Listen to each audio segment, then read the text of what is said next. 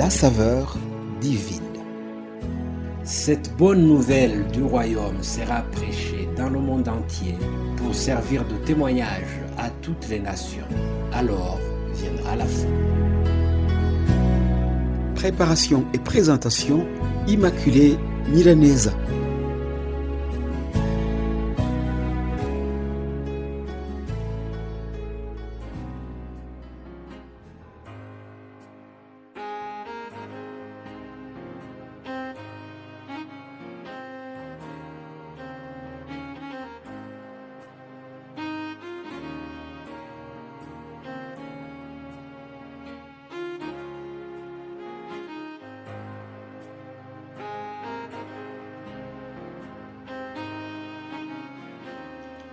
Ma très chère famille Saveur Divine, très chères auditrices et auditeurs d'aujourd'hui, je vous accueille chaleureusement selon l'exhortation de l'apôtre Paul aux Romains quand il dit « Accueillez-vous donc les uns les autres comme Christ vous a accueillis pour la gloire de Dieu. » Et comme pour appuyer cette notion d'accueil, Jésus a dit aussi « Celui qui vous reçoit me reçoit, et celui qui me reçoit, reçoit celui qui m'a envoyé. » Je répète, celui qui vous reçoit me reçoit, et celui qui me reçoit, reçoit celui qui m'a envoyé.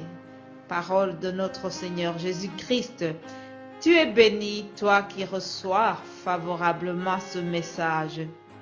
Ensemble, rendons grâce à Dieu pour ce nouveau jour qu'il nous donne. J'aime le dire et je vous le répète, à chaque levée, on devrait déclarer ceci. Le psaume 118, 24. Celui-ci est un jour que l'Éternel a fait, qu'elle soit pour nous un sujet d'allégresse et de joie. Alléluia. En effet, chaque jour est un cadeau, chers amis. Chaque jour est aussi une occasion de continuer les bonnes œuvres, celles pour lesquelles nous avons été créés. L'apôtre Paul, en s'adressant aux Éphésiens, chapitre 2, verset 10, il dit « Nous sommes son ouvrage ayant été créés en Jésus-Christ pour les bonnes œuvres que Dieu a préparées d'avance, afin que nous les pratiquions. » Qu'est-ce que cela veut dire?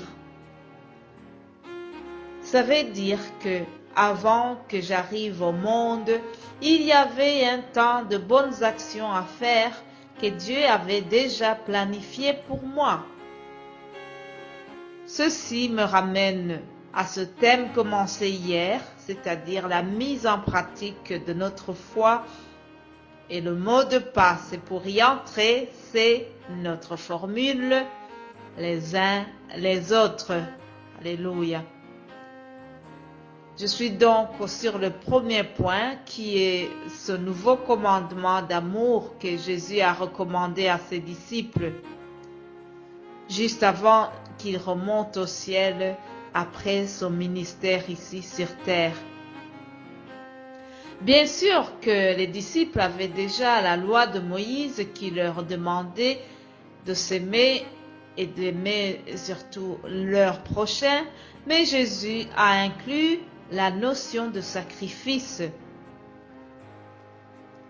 À ce moment, l'amour devient une action plutôt qu'un sentiment.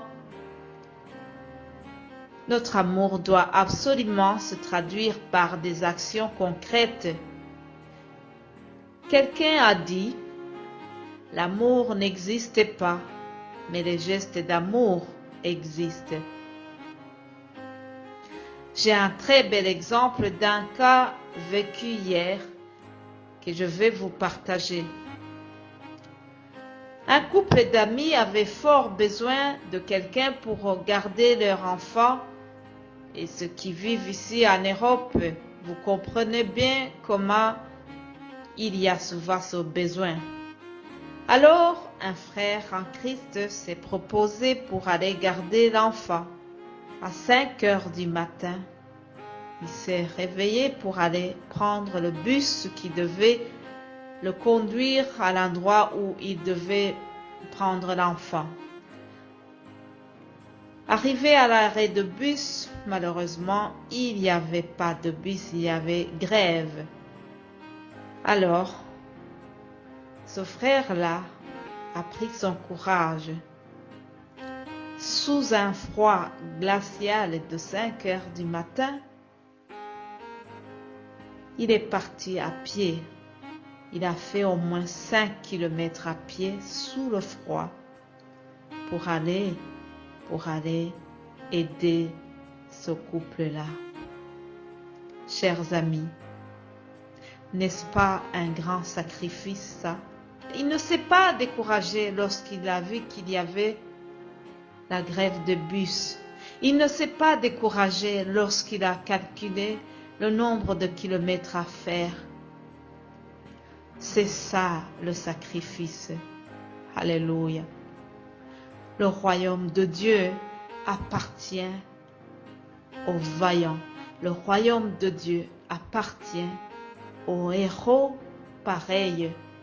Je vous souhaite de multiplier aussi des actions de bravoure dans la manifestation de l'amour les uns pour les autres.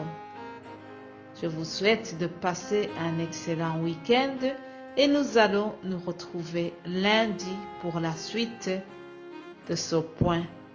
Vous soyez bénis, vous êtes bénis, vous êtes les bien-aimés du Seigneur. À lundi pour une autre saveur divine. Alléluia. Amen.